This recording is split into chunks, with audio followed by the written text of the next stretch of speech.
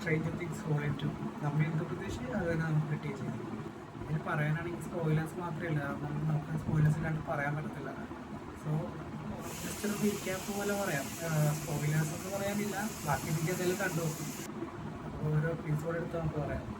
ഈ വോളിയം 2 ഇറങ്ങുന്നതിന് മുമ്പ് ആൾക്കാർ ഏറ്റവും കൂടുതൽ ഭയന്നൊരു എപ്പിസോഡായിരുന്നു ഷോക്ക് ജോക്ക് എന്ന് പറയുന്നത്. കാരണം അതിൻ്റെ അകത്ത് സ്റ്റീവ് ഹാരിക്കൻ മരിക്കുമെന്ന് പലരും ബ്രദേഴ്സ് പോലും നമ്മുടെ ഒരു ഷോയിൽ വന്നിരുന്നിട്ട് സ്റ്റീവ് ഹാരിക്കൻ മരിക്കും എന്ന രീതിയിലുള്ള ഒരു സംഭവം കാണിച്ചായിരുന്നു.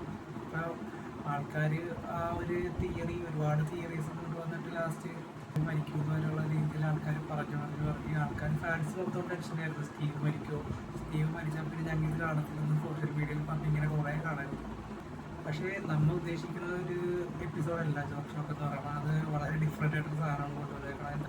ജോക്ക് ഷോക്ക് ശരിക്കും അവർ നമുക്ക് ആ ബേസ് കാണിക്കാൻ വേണ്ടി എന്ന് പറയുമ്പോൾ വില്ലിന് പവർ കിട്ടി, പിന്നെ എന്ത് അത് വേണ്ടി എന്താണ് വില്ലിന് ചെയ്യാൻ പറ്റില്ല. വില്ല് 11 പോലെയാണ് ആ പവേഴ്സ്, വില്ലിൻ്റെ പവേഴ്സ് 11 പോലെയാണ്, അല്ലെങ്കിൽ ജസ്റ്റ് വെക്ന ചാനൽ ചെയ്യണം മാത്രമാണെന്നാണ്. ജസ്റ്റ് അതിൻ്റെ ഒരു എന്ത്, അതിൻ്റെ എക്സാക്ട് എൻ്റെ എന്താണെന്ന് ആ ഒരു എപ്പിസോഡ് കാണുമ്പോൾ എല്ലാവർക്കും ഏകദേശം മനസ്സിലാവും. ഏറ്റവും കൂടുതൽ റൂമോട് പറഞ്ഞയച്ച ഒരു എപ്പിസോഡ് സ്റ്റീവ് മരിക്കുന്നു, അല്ലെങ്കിൽ ആൾക്കാർ ആരെങ്കിലുമൊക്കെ മരിക്കുമെന്ന് പറഞ്ഞയച്ച ഒരു എപ്പിസോഡ് അതായിരുന്നു. അതിൽ പക്ഷേ വേറെ കുറച്ച് ടെസ്റ്റ് ഉണ്ട്, നിങ്ങൾ കണ്ടു നോക്കാം മനസ്സിലായി. മൊത്തം 3 എപ്പിസോഡ്സാണ് ഇതുവരെ ഇറക്കിയേക്കുന്നത്. ജോക്ക് ഷോക്ക്, എസ്കേപ്പ് ഫ്രം ക്യാമസോൺസ്, പിന്നെ പ്രിൻസ് എന്ന് പറയുന്നത്.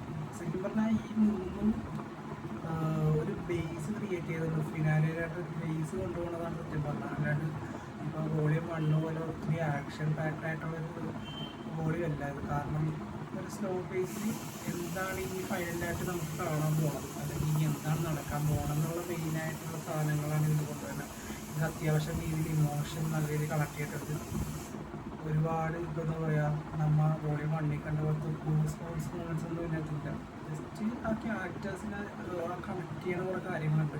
ആ സ്റ്റോറി ലൈൻ്റെ എൻഡിലായിട്ട് എങ്ങനെ വരും, വെക്ന എന്താണ് ഉദ്ദേശിക്കുന്നത്, അല്ലെ വെക്ന അല്ലാണ്ട് ഇനി വേറെ ആരെങ്കിലും വേറെ ഒരു ഇതുണ്ടാ, അതൊക്കെ പറയണതെല്ലാം ഫൈനലായിട്ട് നിർത്തിയേക്കണത് നല്ല അടിപൊളിയായിട്ടാണ്.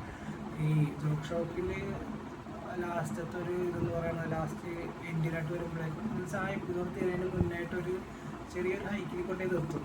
അത് കഴിയുമ്പോൾ പിന്നെ അങ്ങോട്ട് ആ കഥയ്ക്കൊരു പ്ലാറ്റ്ഫോം ഇട്ട് കൊടുക്കണേണ് സത്യം പറഞ്ഞേക്കാം. അല്ലാണ്ട് ഒരുപാട് ഓവർ ആക്ഷനൊന്നും ഇല്ല. ഇതിൽ പറയാനാണെങ്കിൽ ഒരുപാട് സ്പോയിലേഴ്സാണ്. ആ തുറന്ന സ്പോയിലേഴ്സ് പറയേണ്ടി വരത്തുള്ളൂ. നമുക്ക് കൂടുതൽ കാര്യമായിട്ടൊന്നും പറയാൻ പറ്റത്തില്ല. പക്ഷേ ഒരു കിടിലൻ പ്ലാറ്റ്ഫോം ഉണ്ടാക്കിയിട്ടുണ്ട് ഫിനാലിലായിട്ട്. അത് എന്തായാലും അടിപൊളിയായിരിക്കും. കാരണം ഇങ്ങനെയാണ് കഥ പോകണമെങ്കിൽ ലാസ്റ്റത്തെ സീൻ എന്തായാലും കിടിലായിരിക്കും.